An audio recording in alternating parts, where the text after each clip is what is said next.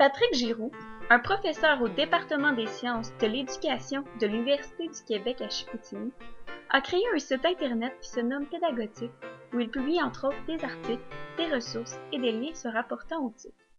Sur cette page web, un article a particulièrement attiré notre attention. L'éthique en enseignement, la solution pour les élèves en difficulté. Lors de la lecture de ce texte, nous avons pris conscience de l'importance d'éthique dans la vie des jeunes qui éprouvent des difficultés d'adaptation et d'apprentissage. D'après lui, les tics sont une solution parfaite, puisqu'en plus de rendre les enfants plus autonomes, ils s'adaptent facilement aux rythmes et difficultés des enfants à l'aide de ces nombreux logiciels tels que WorkU de Gacy. De plus, il augmente la motivation des enfants puisque les apprentissages sont souvent présentés sous forme de jeux. Les élèves pourront donc facilement voir leur progression puisque ces jeux l'inciteront à se dépasser et ceci l'encouragera à continuer. M. Giroux démontre aussi que lorsque l'enfant est heureux et bien dans sa peau, son environnement de travail est plus sain. Il est évident que si l'enfant est satisfait dans ses résultats et ses apprentissages, il aura une meilleure estime de soi. Le professeur Patrick Giroux nous a grandement inspirés. Il a d'ailleurs piqué notre curiosité sur l'effet des tics sur les élèves en difficulté dans les écoles de l'esprit. Nous avons donc interviewé Mélanie Beauchesne, orthopédagogue à l'école Larocque, afin qu'elle nous donne son opinion. Quel matériel technologique pourrait être utilisé pour faciliter les apprentissages des élèves en difficulté? Il y a plusieurs logiciels que j'utilise déjà, puis en le mettant sur le tableau interactif, c'est encore plus stimulant. On a beaucoup de iPad aussi de disponibles à l'école. C'est très motivant. Puis est-ce que les enfants y ont accès à ça? Oui. Puis est-ce que c'est pertinent dans le fond de leur laisser à eux pour qu'ils travaillent avec ça, ou ça serait plus dérangeant pour eux? Ou est-ce que... Non, c'est facilitant. Entre autres, j'ai une application pour le tracé des lettres.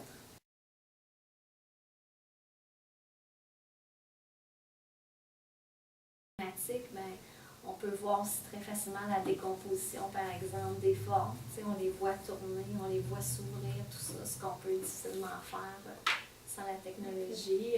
On peut aussi prendre des unités, puis les regrouper, puis les faire transférer. On voit vraiment la manipulation que si on écrit au tableau, c'est vraiment complexe à faire. Là. Puis j'utilise aussi beaucoup le iPad pour soutenir la mémoire et l'attention parce qu'on peut utiliser l'enregistreur vocal dessus. Les enfants ils disent leur idée, puis là ils viennent pour écrire, ils perdent le fil de leur idée, mais s'ils l'ont enregistré, ça, ils ont juste à s'écouter, fait que ça libère la mémoire.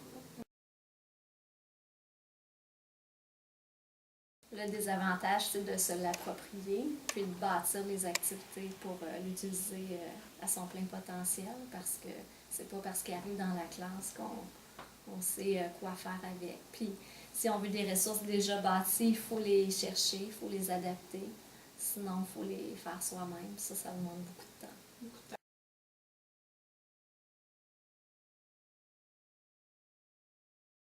Non, je sais que nous, les orthopédagogues, on a déjà recensé tous les jeux ou les outils qu'on utilisait, puis on l'a classé, ça sert à quoi tel outil, mais c'est pas nécessairement des choses, des technologies, là, ça peut être plus des jeux de table aussi. Okay.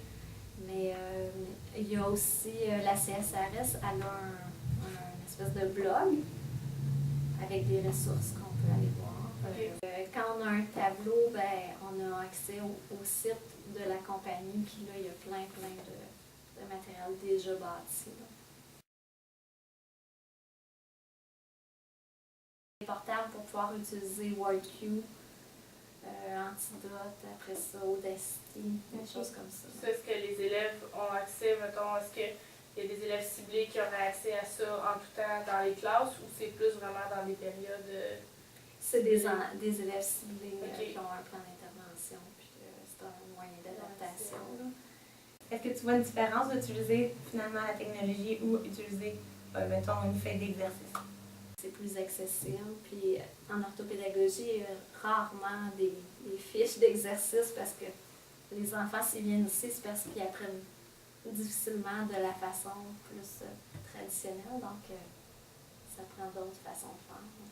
À quelle fréquence que tu utilisais ça, les tics dans tes périodes, quand tu reçois des élèves ou soit quand tu vas dans les classes, ou est-ce que c'est à toutes les fois ou c'est... Ouais, je te dirais le tiers de ma période. Ok. En termes de conclusion, nous voulons mentionner que l'éthique en milieu scolaire a un impact plus que positif sur les élèves ayant des difficultés d'apprentissage.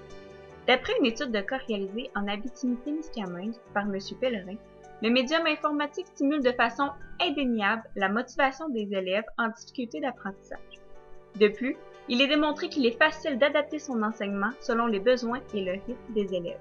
Puis, l'éthique peut, entre autres, selon M. Pellerin, favoriser l'acquisition d'habiletés intellectuelles de haut niveau.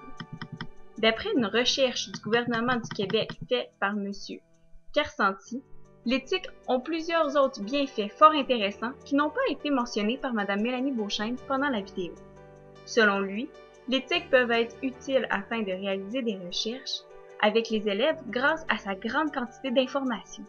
De plus, l'éthique peut aider à développer des compétences autant disciplinaires que transversales.